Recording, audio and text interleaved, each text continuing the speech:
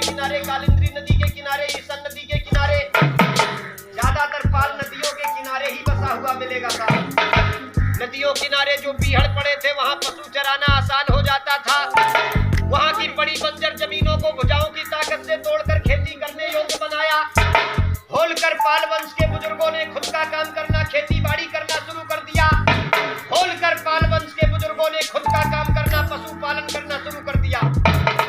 तो भैया कहते हैं माया के हैं तीन नाम, परसी, परसा, परशुराम। अगर किसी रईस आदमी का नाम कल्लू है तो लोग बड़ी इज्जत से उसे कल्याण सिंह कहते हैं, और अगर किसी गरीब आदमी का नाम कल्लू है तो लोग बेइज्जती के साथ उसे कलुआ कहकर बुलाते हैं। जब तक राजपाट चलता रहा अपने वंश के लोग चंद्रवंशी, होलकर, गढ़तोड़, छत्री, ढेकर और नीकर कहे जाते रहे। लेकिन बाबूजी जब अपना राजपाट समाप्त हो गया तो उस गढ़तोड़, छत्री शब्द को बिगाड़कर लोगों ने गड़रिया कहना शुरू कर दिया। संस्कृत भाषा में भेड़ को गाड़र कहा जाता है। भारी मात्रा में प्राचीन काल में गाड़र पालने के कारण संस्कृत के विद्वान ब्राह्मणों ने संस्कृत भाषा में अपनी जाति का नाम गड़रिया रखा था, वरना आप लोग गड़रिया नहीं हो साहब। ये केवल संस्कृत भाषा का एक व्यवसायिक शब्द है। शंकरगढ़ की रियासत में शंकर सिंह नाम का राजा हुआ था, जो युद्ध में दुश्मन के ऊपर बाघ की तरह झपटता था, जिस कारण से लोग उसको बाघेला बाघेला कहा करते थे। शंकर सिंह बाघेला के नाम से सबसे पहले अपनी जाति का टाइटल नेम बघेले रखा गया था।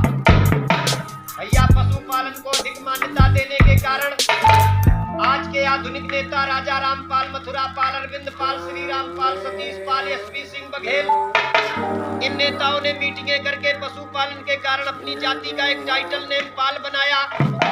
नेताओं का सपना था पूरे देश में बिरादरी पाल लिखेगी तो बिरादरी एक नजर आएगी, लेकिन भैया उनका एक करने का सपना अधूरा रहा। आधे लोगों ने पाल लिखना शुरू कर दिया, आधे लोग अपने आप को धनगर और बघेले ही कहते रहे साहब। एक बार प्रेम से बोलो राजमाता अहिल्याबाई होलकर की। भैया ये सुनाई हमने आपको सृष्टि की रचना से बिरादरी की उत्पत्ति। अब 1 मिनट के लिए अपने पाल समाज के नाम बताएंगे। देश में बिरादरी तो बहुत है, लेकिन अपनी बिरादरी के नाम भी बहुत है साहब। अलग अलग प्रांतों में बिरादरी अलग अलग नामों से पुकारी जाती, इसलिए बिरादरी के लोग बिरादरी को पहचान नहीं पाते, बिरादरी का बहुमत और संगठन नहीं बन पाता। जैसे कि अपने उत्तर प्रदेश में ही अपनी जाति को ढेंगर, नीखर, पाल, बघेले, धनगर, गड़रिया 6 नामों से पुकारा जाता।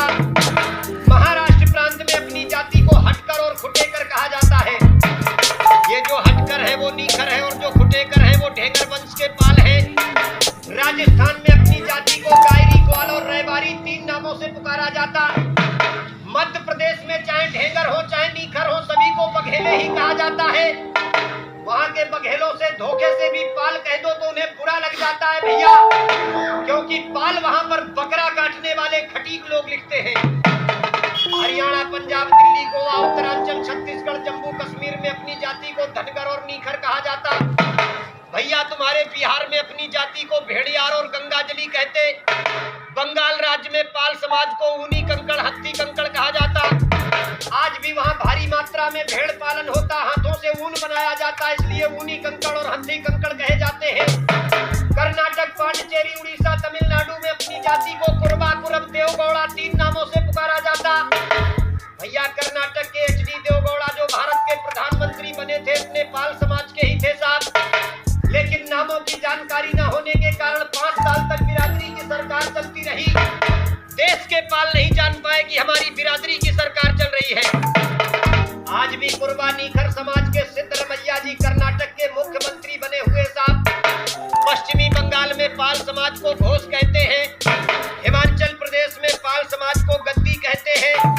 अंडमान निकोबार द्वीप समूह में कुरुम्बा इंडियन कहे जाते। दादरा नगर हवेली, असम, मणिपुर, मेघालय, त्रिपुरा राज्य में आज भी अपनी जाति को गढ़तोड़, छत्री कहते हैं।